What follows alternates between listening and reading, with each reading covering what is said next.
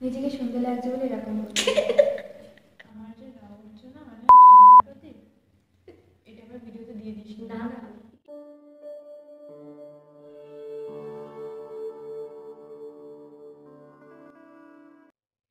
Hi everyone, welcome back to my channel.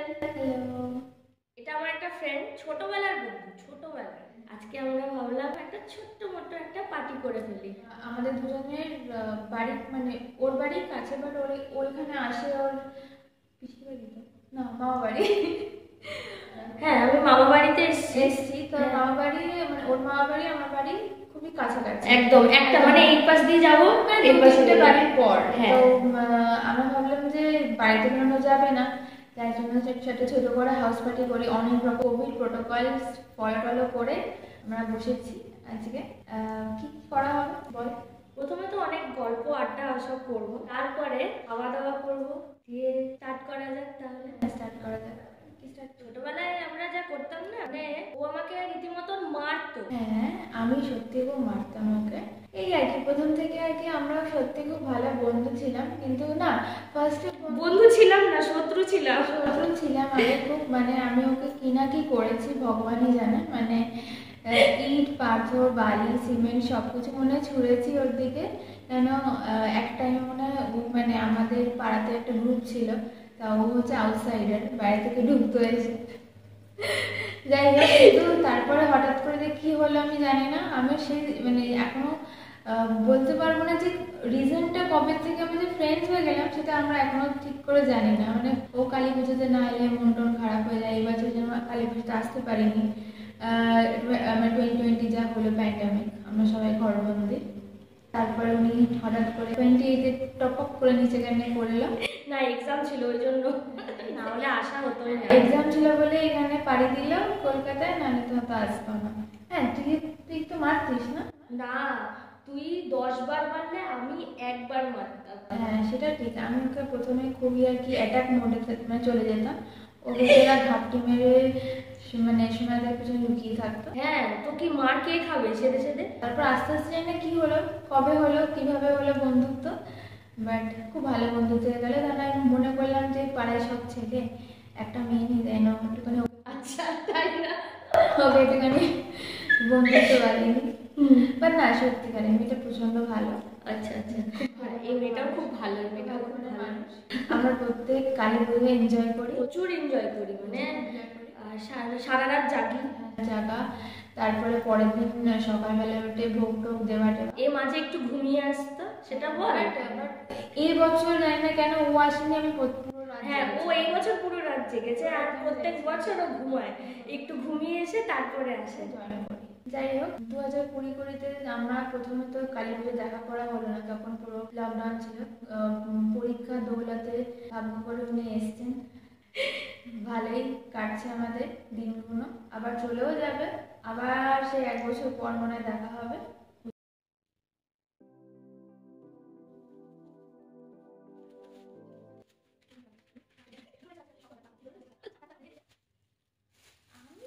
হ্যাঁ, আমি এসবে নেই, আমি ভাগ করাটা খুব খারাপ।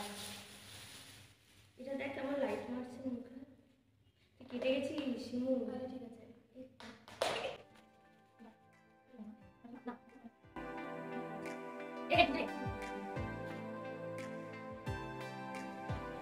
এই যে আমাদের চাউমিন রেডি।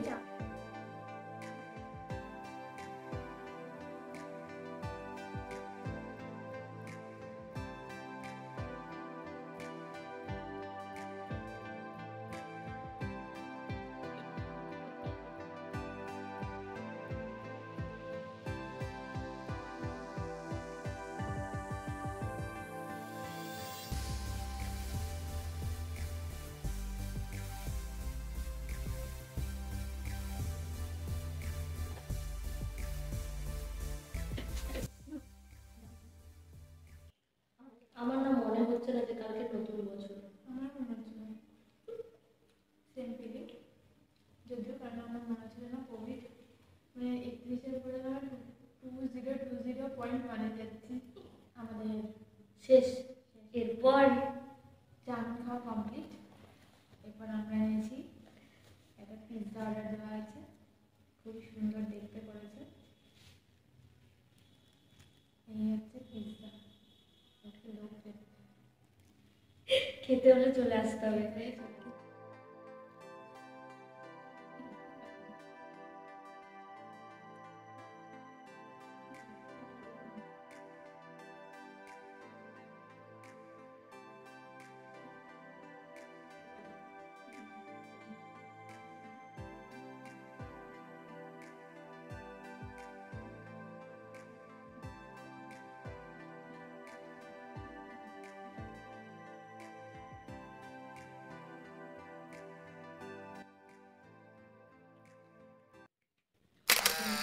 এখানে প্রচুর চিজ আছে।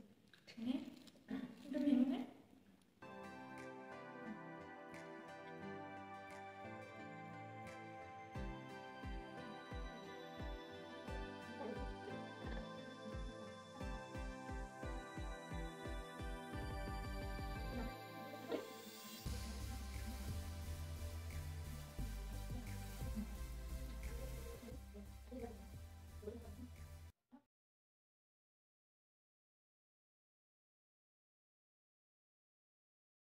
আমি এটা একটু খাচ্ছি। তুই আমি খেতে না করেছি না, আমি চিজগুলো খুব ভালোবাসি, আমি চিজ অনেক ভালোবাসি।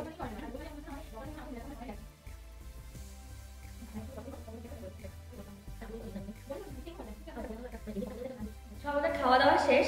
কেমন লাগলো ভিডিওটা? ভালো লাগলে লাইক, কমেন্ট, শেয়ার।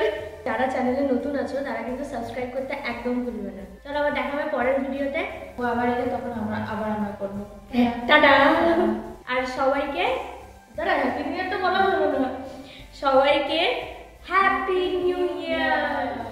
মিটেরই বললাম। সবাইকে হ্যাপি নিউ ইয়ার। যদিও এখনো নিউ ইয়ার হয়নি, এখনো বাকি আছে, এখনো 10-12 মিনিট বাকি আছে। হ্যাঁ। তো যাই হোক, এবার থেকে যাচ্ছে না, আমি থাকছি না, আমি এখন বাড়ি যাচ্ছি, ঘুমাবো। Happy new year. টাটা।